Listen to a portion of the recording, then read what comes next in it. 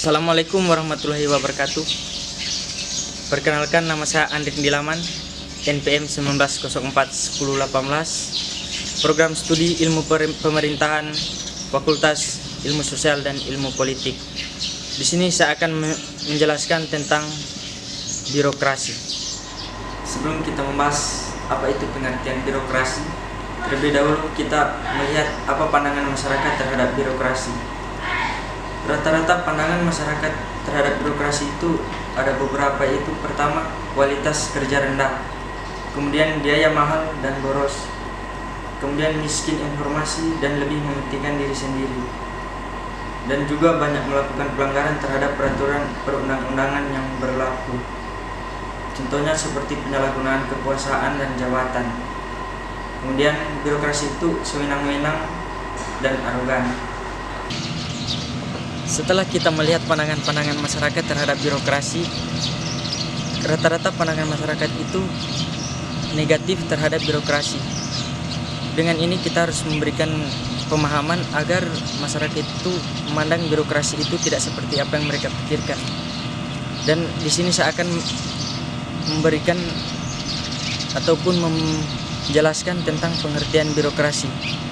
Birokrasi itu adalah, dalam mata kuliah ini, adalah suatu organisasi pemerintahan yang terdiri dari sub-struktur yang memiliki hubungan satu dengan yang lain dan yang memiliki fungsi, peran, dan kewenangan dalam melaksanakan pemerintahan dalam rangka mencapai suatu visi, misi, dan tujuan dan program yang telah ditetapkan. Kemudian kita melihat birokrasi menurut para ahli, yaitu salah satu ahli yang bernama Max Weber. Max Weber berpendapat bahwa birokrasi adalah suatu bentuk organisasi yang penerapannya berhubungan dengan tujuan yang hendak dicapai. Birokrasi yang dimaksudkan sebagai suatu sistem otoritas yang ditetapkan secara rasional oleh berbagai macam peraturan untuk mengorganisir pekerjaan yang dilakukan oleh banyak orang. Setelah kita membahas tentang pengertian birokrasi, kali ini saya akan menjelaskan tentang ciri-ciri birokrasi. Ciri-ciri birokrasi ini diantaranya jabatan administrasi yang diorganisir atau juga tersusun secara hierarki. Masing-masing dari jabatan itu mempunyai area kompetensi sendiri-sendiri. Kemudian pegawai negeri ditetapkan, tidak dipilih oleh menurut pada kualitas teknik yang ditunjukkan dengan ijazah ataupun ujian. Kemudian pegawai negeri itu mendapatkan gaji tetap sesuai dengan pangkat atau juga kedudukannya. Dan pekerjaan ialah karir yang terbatas, atau pada intinya pekerjaan itu ialah sebagai pegawai negeri. Para pejabat juga tidak mempunyai kantor sendiri. Para pejabat itu sebagai subjek untuk dapat melakukan pengontrolan dan pendisiplinan. Kemudian yang terakhir, promosi itu didasarkan dari pertimbangan kemampuan yang melebihi rata-rata. Tadi saya menjelaskan ciri-ciri birokrasi, kemudian saya akan menyebutkan karakteristik birokrasi.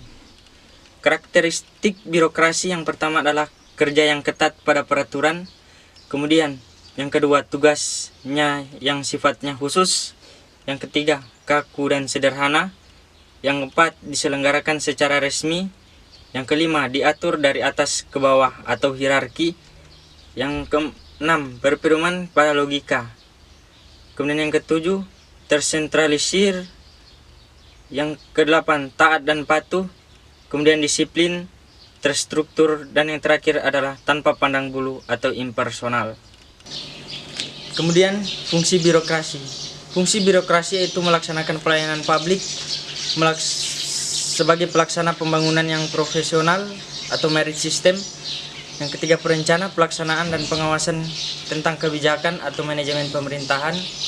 Kemudian alat pemerintah untuk melayani kepentingan atau abdi masyarakat dan negara.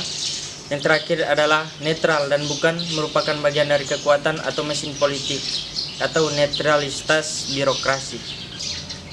Setelah saya menjelaskan tentang fungsi, saat ini saya akan menjelaskan tentang tujuan birokrasi. Tujuan birokrasi yaitu sejalan dengan tujuan pemerintahan, kemudian melaksanakan kegiatan dan program demi tercapainya visi dan misi pemerintahan dan negara. kemudian melayani masyarakat dan melaksanakan pembangunan dengan netral dan profesional.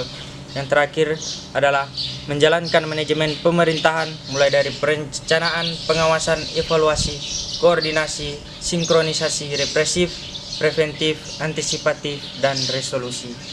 Itulah materi yang dapat saya sampaikan. Lebih dan kurangnya saya mohon maaf.